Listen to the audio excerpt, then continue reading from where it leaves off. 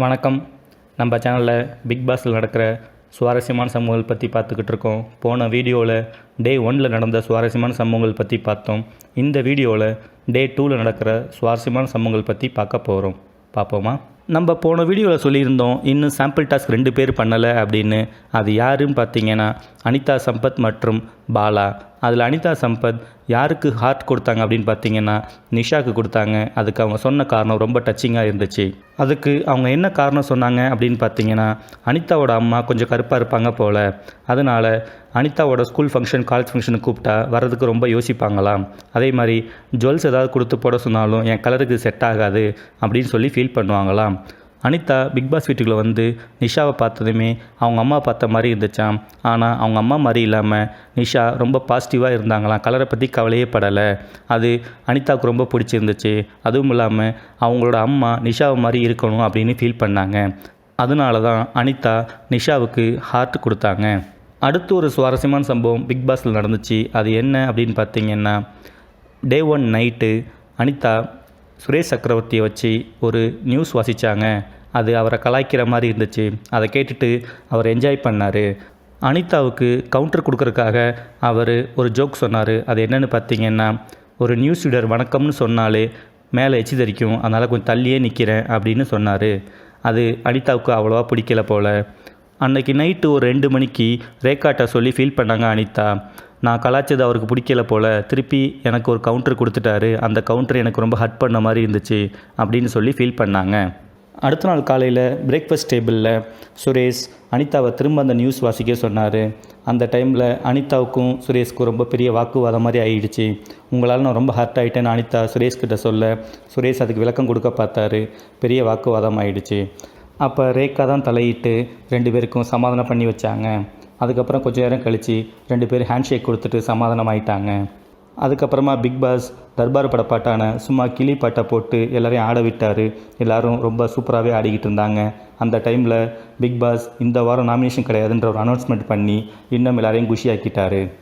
அதுக்கப்புறமா ஒரு டாஸ்க் கொடுத்தாங்க. அந்த டாஸ்க் என்ன அப்படின்னு பார்த்தீங்கன்னா பிக் பாஸில் கலந்துக்கிட்ட எல்லாருமே ஓரளவுக்கு பிரபலம் அடைஞ்சவங்க. அந்த பிரபலம் அடைஞ்சதுக்கு பின்னாடி எவ்வளோ அவமானங்கள் சந்தித்தாங்க, எவ்வளோ கஷ்டங்கள் சந்தித்தாங்க அப்படின்றத சொல்லணும். அப்படி அவங்க சொல்கிறத பொறுத்து தான் அடுத்த வாரம் அவங்க நாமினேட் ஆவாங்களா இல்லையான்றது முடிவு செய்யப்படும் அப்படின்னு அந்த டாஸ்க்கை சொல்லியிருந்தாங்க. இந்த டாஸ்கில் முதல்ல வேல்முருகன் பேச வந்தார். அவரோட ஃபேமிலி ரொம்ப ஏழ்மையான ஃபேமிலி, சாப்பாட்டுக்கே ரொம்ப கஷ்டப்பட்ட ஃபேமிலி. சாப்பாடு கிடைக்கும் அப்படின்றதுக்காகவே இவர் ஸ்கூலுக்கு போவாராம்.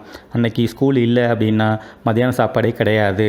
அதுவும் இல்லாமல் வார கடைசியில் மாடு மேய்க்கிற வேலைக்கெல்லாம் போய் சம்பாதிச்சார். அப்படியே கொஞ்சம் கொஞ்சமாக கஷ்டப்பட்டு பின்னாடி நாட்டுப்புற கலைஞரானார். நாட்டுப்புற கலைஞரானாலும் வருமானம் ஒழுங்காக இல்லை. அதனால் சென்னைக்கு வந்து சினிமா வாய்ப்புக்கு ட்ரை பண்ணிக்கிட்டு இருந்தார். அப்போ எவ்வளோ கஷ்டப்பட்டார், சுப்பிரமணியபுரம் சான்ஸ் கிடைக்கிற வரைக்கும் எப்படி கஷ்டப்பட்டார் அப்படின்றத சொன்னார். அதுக்கு நடுவில் அவருக்கு லவ் வந்ததை பற்றியும் சொல்லிக்கிட்டு இருந்தார்.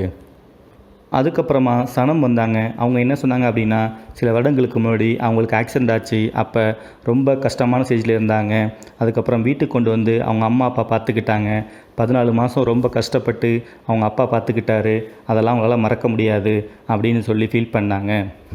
அப்புறமா இன்றைக்கி எபிசோடில் கடைசியாக நிஷா பேச வந்தாங்க. அவங்க வழக்கம் போல் காமெடியாக பேசினாங்க. அவங்க சின்ன பிள்ளையாக இருந்தப்போ கருப்பாக இருக்கும் அப்படின்னு ஃபீல் பண்ணதே கிடையாது. ஸ்கூலுக்கு போனதுக்கப்புறம் தான் ப்ரேயரில் நிற்க வைக்கிறப்ப கடைசியில் நிற்க சொல்லுவாங்க. அப்போ யோசித்து பார்க்குறப்ப தான் நான் கருப்பாக இருக்கிறது தான் ஒரு காரணம் அப்படின்னு தெரிஞ்சு அப்படின்னு சொன்னாங்க. அதுக்கப்புறம் பட்டிமன்றத்துக்கு போகிறப்பையும் கடைசியாக பேச வைப்பாங்க அப்படின்னு சொல்லி கருப்பாக இருக்கிற எனக்கு தடையாக தான் இருந்துச்சு அப்படின்னு சொல்லி ரொம்ப ஃபீல் பண்ணாங்க. அதுக்கப்புறமா காலேஜ் படிக்கிறப்ப அவங்களுக்கு லவ் எதுவுமே செட் ஆகலை அப்படின்னு சொல்லி ஃபீல் பண்ணிக்கிட்டு இருந்தாங்க. கடைசியாக அவங்களோட அத்தை பையன் தான் அவருக்கு ப்ரப்போஸ் பண்ணி கல்யாணம் பண்ணிக்கிட்டாரு அப்படின்றதையும் ரொம்பவே காமெடியாக சொல்லிக்கிட்டு இருந்தாங்க. அதுக்கப்புறமா சில மாதங்களுக்கு முன்னாடி கலக்கப்போவது யார் ஷூட்டிங்க்கு வர்றப்ப செங்கல்பட்டு பக்கத்தில் அவங்களுக்கு ஆக்சிடெண்ட் ஆச்சு அப்படின்றதையும் சொன்னாங்க. அவங்க குழந்தை எப்படி பாதிக்கப்பட்டாங்க அப்படின்றது ரொம்ப உருக்கமாக சொன்னாங்க. அதுலேருந்து அவங்க எப்படி மீண்டு வந்தாங்க அப்படின்றதையும் சொன்னாங்க.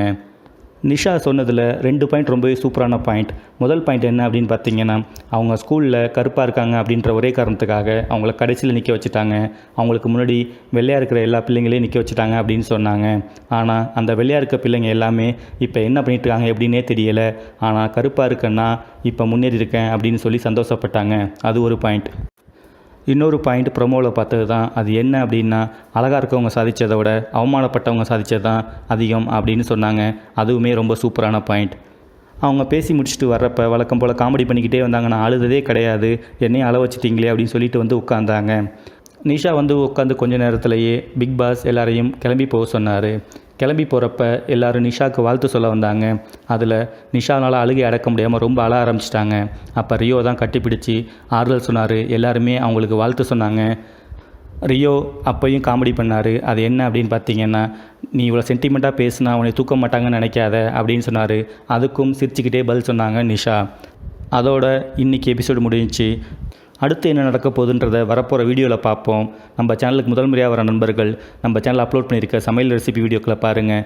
பிடிச்சா லைக் பண்ணுங்கள், ஷேர் பண்ணுங்கள், சப்ஸ்கிரைப் பண்ணுங்கள். இன்னும் நிறைய வீடியோக்கள் பார்க்க போகிறோம். நன்றி, வணக்கம்.